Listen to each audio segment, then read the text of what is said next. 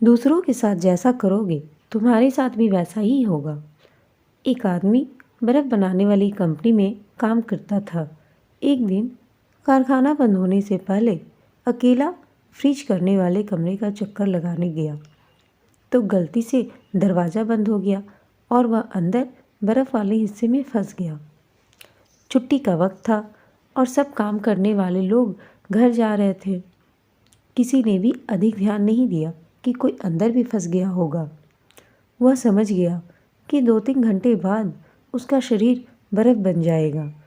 अब जब मौत सामने नज़र आने लगी तो भगवान को सच्चे मन से याद करने लगा, अपने कर्मों की क्षमा मांगने लगा और भगवान से कहा कि प्रभु, अगर मैंने ज़िंदगी में कोई एक काम भी मानवता व धर्म का किया है तो तुम मुझे यहाँ से बाहर निकालो।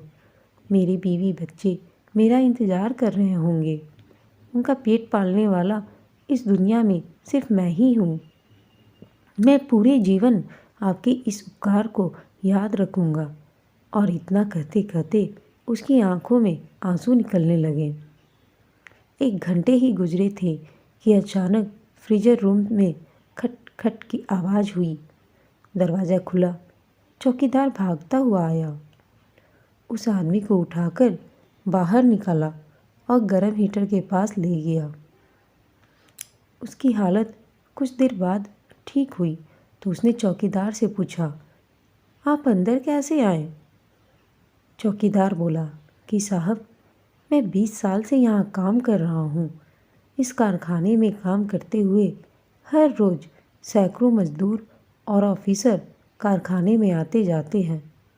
मैं देखता हूँ, लेकिन आप उन कुछ लोगों में से हो जो जब भी कारखाने में आते हो मुझसे हंसकर राम राम करते हो और हालचाल पूछते हो और निकलते हुए आपका राम राम काका कहना मेरी सारे दिन की थकावट को दूर कर देता है।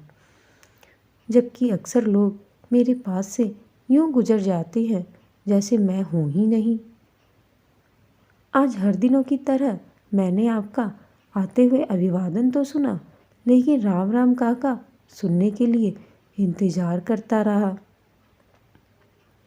जब ज़्यादा देर हो गई तो मैं आपको तलाश करने चल पड़ा कि कहीं आप किसी मुश्किल में न फंसे हों।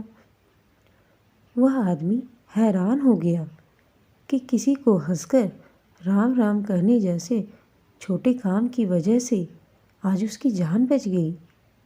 जब आप हर किसी के साथ विनम्रता और सम्मान के साथ पेश आते हैं, चाहे वो व्यक्ति कितना भी बड़ा हो या छोटा हो, तो आपका ये छोटा सा प्रयास आपको लोगों में इतना लोकप्रिय और इज्जत देने के साथ ही इतना कुछ देगा जिसकी आप कल्पना भी नहीं कर सकते हैं। इसलिए हमें सभी के साथ सम्मान से पेश आना चाहिए, फिर चाहे वो हमारे घर में हो या ऑफिस में काम करने वाले नौकर ही क्यों ना हो। दोस्तों, आपको यह कहानी कैसी लगी? अपनी राय हमें कमेंट बॉक्स में बताइएगा। साथ ही इसे लाइक, शेयर एंड चैनल को सब्सक्राइब अवश्य कर दीजिएगा। धन्यवाद।